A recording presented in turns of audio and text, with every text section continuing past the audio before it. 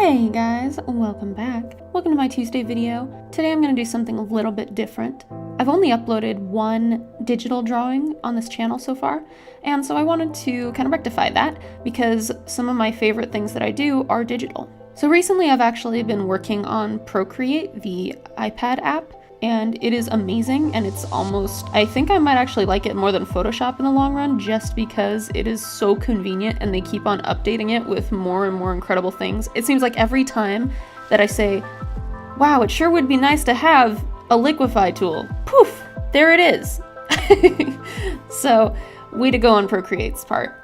Not sponsored or anything, but I just gotta plug them because they're amazing. So as the title says, what this video is gonna be is essentially just a redraw of old artwork. I'm actually gonna be uploading quite a few Christmas present themed pieces and also probably at least one more Christmas present themed gift creation video. So this is a draw this again for one of my longtime friends and also a client of mine. And his character, I will show you, I'll show you the original from about 4 years ago that I did at the end of the video, right next to this completed version. And hopefully you see a lot of improvement because I certainly do. And it's kind of embarrassing to even show it, but that's fine because now he's got a new reference sheet and I feel so much better whenever he sends me more commission requests.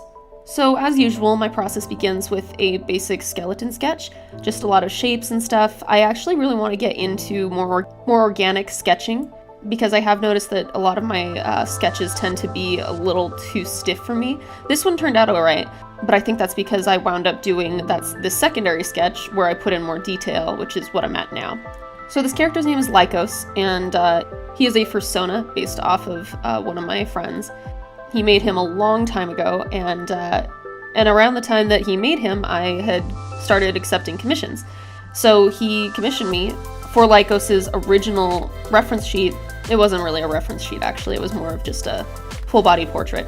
But for Christmas this year, I wanted to do something a little bit nice for him, and so also, I wanted to stop looking at my old art, to be honest with you, so I recreated him in a proper reference sheet. This is, by the way, this is my bare minimum of reference sheeting.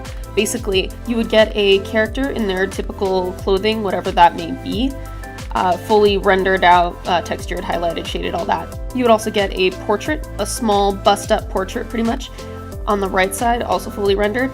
Head on unless you had other expectations if you wanted a 3/4 view or whatever. And then of course a smaller version where the character is usually in their underwear and it's got little color bubbles.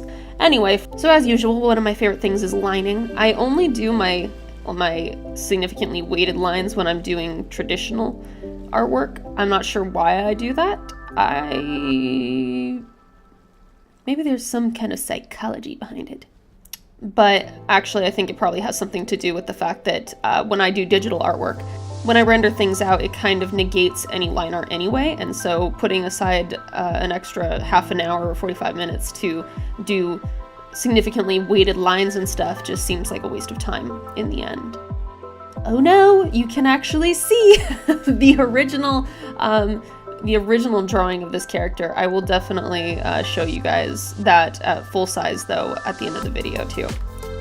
So as you can see, this character does have digitigrade feet and legs, which in case you didn't know, plantigrade is what human beings have. We have all of our feet on the ground, our heels are on the ground, but wolves and cats and stuff, they actually walk on their toes, which is called digitigrade. There are actually a few things that I really wish that I could have asked my friend about with this character, but I didn't want to ruin the surprise of this reference sheet, so I didn't. But one of the things is these sneakers, I don't even know. I don't remember what kind of sneakers they were supposed to be or anything like that. So I kind of just had to take what I had done before and kind of assume, which is never a good thing, but if he comes back to me and he's like, oh hey, you screwed up on this, then I'll just be like, alright, I fixed that for you. So now we're getting into clothing, coloring and such. I very much just copied exactly the same colors as I had previously. Again, because I didn't want to ask him and obviously give away the surprise by being like, oh hey, in a new reference sheet, if I were to make a new reference sheet, what would you want on it? Getting into rendering the fur now. I always loved doing fur. It's a very zen and mindless process, and especially digitally. Traditionally, it's a little more nerve-wracking because can't always blend the same way. There's no Control-Z, although there should be, but digitally, it's great. Now I can get into the magic of shading, kind of establishing a side light on his right-ish. It's not terribly obvious on here just because there's no background for me to play off of, which actually makes it a little more difficult to correctly light him.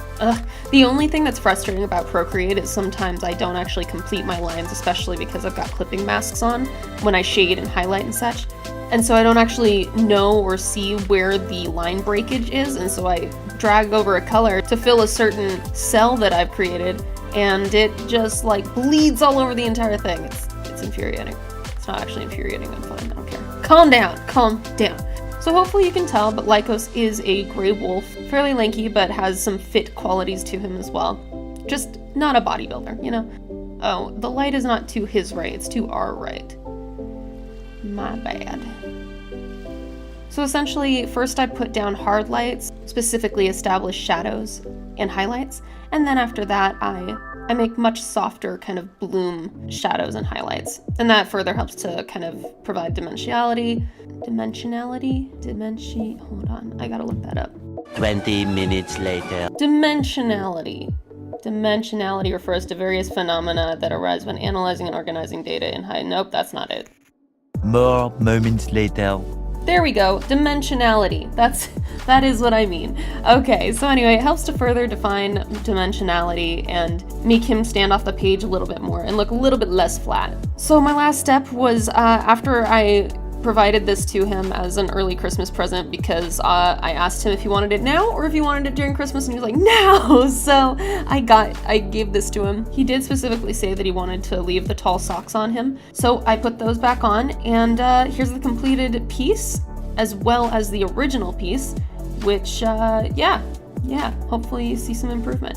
I really, really, really do. So anyway, thank you guys so much for tuning in, and I hope to see you in the next video. Remember, I post on Tuesdays and any other time if I've got something more to show, but I probably won't because I have so many art orders from Etsy and just in general. So thanks a bunch again, and you can always find me on my social media, which is listed below. Till next time, guys.